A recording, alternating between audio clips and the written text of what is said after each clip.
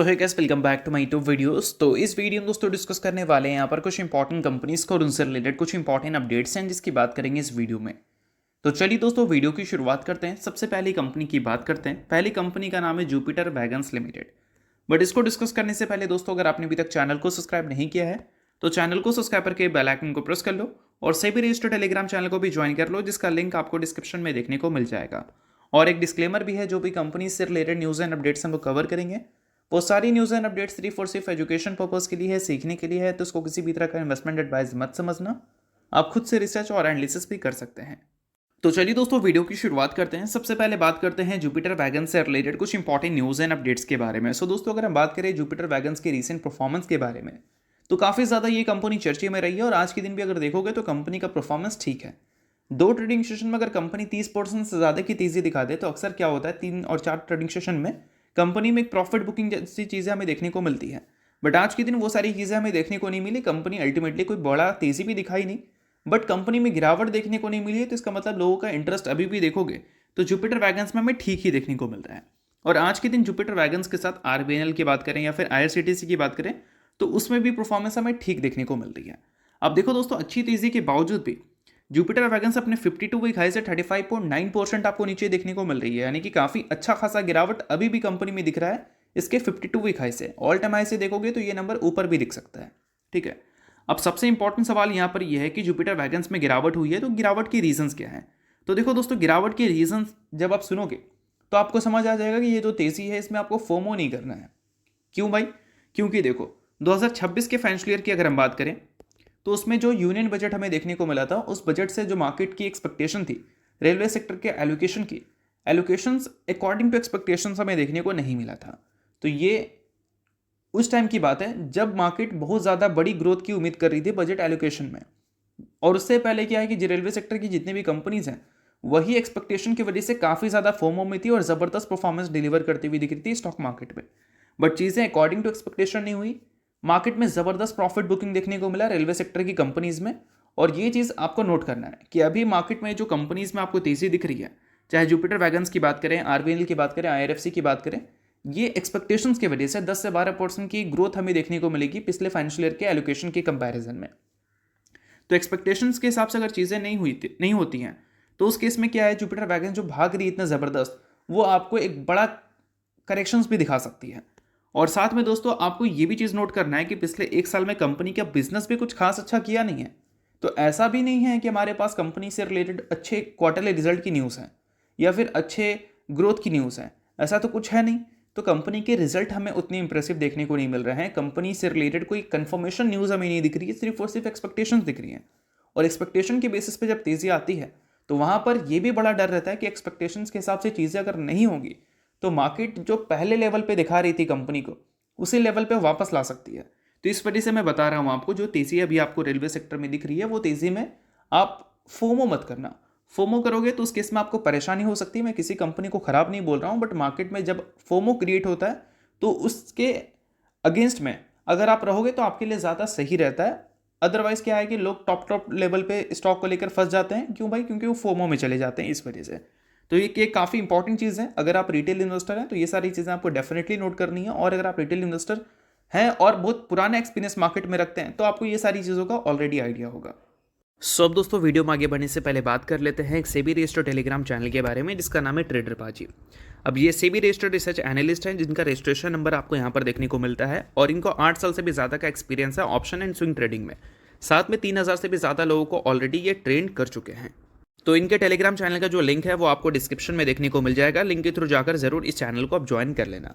Join करने का सबसे बड़ा प्लस पॉइंट ये है कि काफ़ी सारी कंपनी के टेक्निकल्स को प्रॉपर एनालिसिस कर यहाँ अपडेट किया जाता है, जो कि अभी आपको यूट्यूब पे तो देखने को नहीं मिलता, जिसको आप यहाँ पर आकर ज़रूर चेकआउट कर सकते हैं। उसके अलावा दोस्तों मार्केट से रिलेटेड जो समरी होती हैं वो सारी चीज़ें आपको यहाँ पर देखने को मिलती हैं। मार्केट से रिलेटेड जो इंपॉर्टेंट न्यूज़ एंड अपडेट्स होता है वो भी आपको यहाँ पर देखने को मिलता है।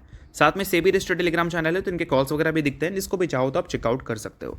तो लिंक डिस्क्रिप्शन में है, लिंक के थ्रू जाकर बिल्कुल फ्री ऑफ कॉस्ट आप इस टेलीग्राम चैनल को ज्वाइन कर सकते हैं। तो चलिए दोस्तों बात करते हैं इसके अलावा अगली कंपनी के बारे में। सो अगली कंपनी का नाम है Tata Motors passenger vehicles limited. अब टाटा मोटर्स पैसेंजर व्हीकल्स का परफॉर्मेंस एक लंबे टाइम से खराब है। क्यों भाई? क्योंकि कंपनी के बिजनेस से रिलेटेड जितनी भी न्यूज़ हम सुन रहे हैं वो बिल्कुल भी अच्छी नहीं आ रही है। चाहे कंपनी के डोमेस्टिक बिजनेस की अगर हम बात करें या फिर कंपनी के मेन सब्सिडरी जीएलआर की बात करें। डोमेस्टिक बिजनेस के रिसेंट 1-2 महीने की न्यूज़ अगर देखोगे तो ठीक अच्छे नज़र आ रहे हैं, बट वो कंपनी के कंप्लीट बिजनेस को ऊपर ले जाने का दम नहीं रखते हैं। कंप्लीट बिजनेस को ऊपर ले जाने का दम जीएलआर रखती है, और जीएलआर से रिलेटेड कोई बड़ी खबर हमें सुनने को मिल नहीं रही है, खासकर वो खबर ग्रोथ से रिलेटेड हो। ठीक है, बट अभी एक न्यूज़ ज़रूर हमें सुनने को मिल रही है टाटा मोटर्स से रिलेटेड, जो कि इंपॉर्टेंट है। न्यूज़ दोस्तों ये यहाँ पर ये है कि टाटा मोटर्स टारगेट कर रही है 45 से 50% का market share in electric car market. यानी कि इलेक्ट्रिक कार के सेगमेंट्स की अगर हम बात करें तो एक टाइम पे टाटा 80% से ऊपर का मार्केट शेयर ओन कर रखी थी, फिर महिंद्रा की एंट्री देखने को मिली, एमजी की एंट्री देखने को मिली, तो बड़े बड़े प्लेयर्स की एंट्री के बाद मार्केट शेयर इन्होंने काफ़ी ज़्यादा लूज़ किया, और अभी ये वापस से मार्केट शेयर गेन करने की उम्मीद लगाकर चल रहे हैं।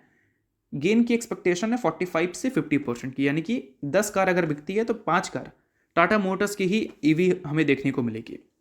और यहाँ पर ये भी वो उम्मीद कर रहे हैं कि 2026 में वो 2 न्यू लॉन्चेस आपको करते हुए देखने को मिलेंगे ईवी में, यानी कि इलेक्ट्रिक व्हीकल में। और साथ में दोस्तों टाटा मोटर्स ने ये भी बताया है कि अगर हम बात करें अगले कुछ सालों के लिए, यानी कि 2030 के फाइनेंशियल ईयर के लिए, तो टाटा मोटर्स आपको 18,000 करोड़ तक इन्वेस्टमेंट करते हुए नजर आ सकती है ईवी बिजनेस में। ये काफ़ी बड़ी न्यूज़ है। और साथ में इन्होंने ये भी बताया है कि अगर 2030 के फाइनेंशियल ईयर की बात करें तो टाटा मोटर्स का जो पैसेंजर व्हीकल्स है, यानी कि जो पैसेंजर व्हीकल्स वाला बिजनेस है और उसमें जो ईवी सेगमेंट है, वो कंपनी के ओवरऑल सेगमेंट का 15 से 20% आपको कंट्रीब्यूट करता हुआ दिखेगा। यानी कि एक बड़े ग्रोथ की एक्सपेक्टेशन ये अपने ईवी सेगमेंट से लगाकर चल रहे हैं, और इसके लिए बड़े एक्सपेक्टेशंस को बीट करने के लिए या मीट करने के लिए बड़े कैपेक्स और बड़े इन्वेस्टमेंट्स भी कंपनी करने के लिए तैयार है। और इन सारी चीज़ों की वजह से अगर कंपनी के बिजनेस में रिकवरी दिखती है, चाहे रेवेन्यू की बात करें या फिर प्रॉफिट की बात करें, तो वो शेयर होल्डर के लिए काफ़ी ज़्यादा अच्छी बात रहेगी। तो चलिए इसके अलावा बात करते हैं अगली कंपनी के बारे में। सो अगली कंपनी का नाम है NSDL। बट इसको डिस्कस करने से पहले अगर आपने अभी तक सेबी रजिस्टर्ड टेलीग्राम चैनल को ज्वाइन नहीं किया है तो उसको जाकर आप ज्वाइन कर लो, लिंक आपको डिस्क्रिप्शन में देखने को मिल जाएगा। काफ़ी सारी कंपनी से रिलेटेड न्यूज़ एंड अपडेट्स आपको यहाँ पर मिलता है, साथ में कई सारी कंपनी के टेक्निकल्स को प्रॉपर एनालिसिस कर भी अपडेट किया जाता है, जिसको भी चाहो तो आप चेकआउट कर सकते हैं, और ये बिल्कुल फ्री ऑफ कॉस्ट आपको दिखती हैं। तो लिंक आपको डिस्क्रिप्शन में दिख जाएगा, लिंक के थ्रू जाकर फ्री ऑफ कॉस्ट आप ज्वाइन भी कर सकते हैं। अब दोस्तों बात करते हैं NSDL के बारे में। सो दोस्तों अगर आप NSDL की बात करें तो फिलहाल यहाँ पर मेंशन देखने को मिलेगा आपको कि NSDL जो है वो पे करने वाली है 15.57 करोड़ किसको, सेबी को, रेगुलेटरी सेटलमेंट के लिए। ये वॉल्यूशन केस हमें देखने को मिला था NSDL के ऊपर, बट उसका सेटलमेंट अब हमें देखने को मिल रहा है। लगभग 15.5 करोड़ रुपए NSDL आपको पे करती हुई दिखेगी सेबी को।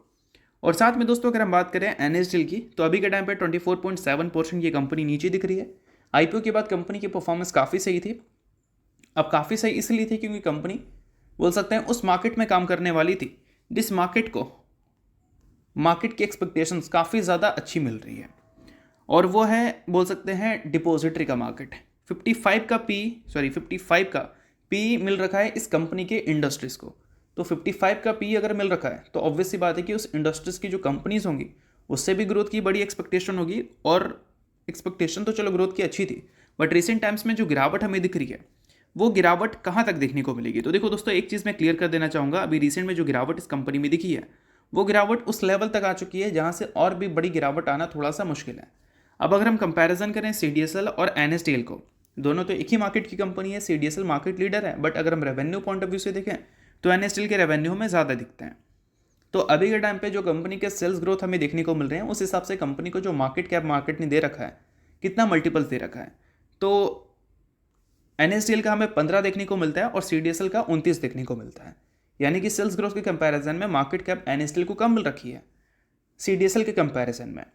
बट अगर हम देखें अभी के टाइम पे तो NSDL आपको 24.7% नीचे दिख रही है और वही CDSL 18.35% नीचे दिख रही है। ये चीज़ को नोट करो। साथ में अगर हम कंपनी की रिसेंट नंबर्स की बात करें तो उसमें NSDL का जो रेवेन्यू है वो 12% से ग्रो किए थे और CDSL के रेवेन्यू 1% से डी ग्रोथ रिपोर्ट किए थे। और अगर हम बात करें कंपनी के प्रॉफिट के बारे में तो NSDL का प्रॉफिट हमें 14.75% से ग्रो करता हुआ दिखा था और वही CDSL का प्रॉफिट हमें 13.46% से डी ग्रोथ रिपोर्ट करता हुआ दिखा था। तो कई सारे टर्म में अगर देखोगे तो NSDL अभी के टाइम पे वैल्यूएशन वाइज थोड़ी सी कम नजर आ रही है CDSL के वैल्यूएशंस के कंपैरिजन में। यानी कि वैल्यूएशन का मसला अभी के टाइम पे आपको CDSL के साथ ज़्यादा देखने को मिल रहा है NSDL के कंपैरिजन में।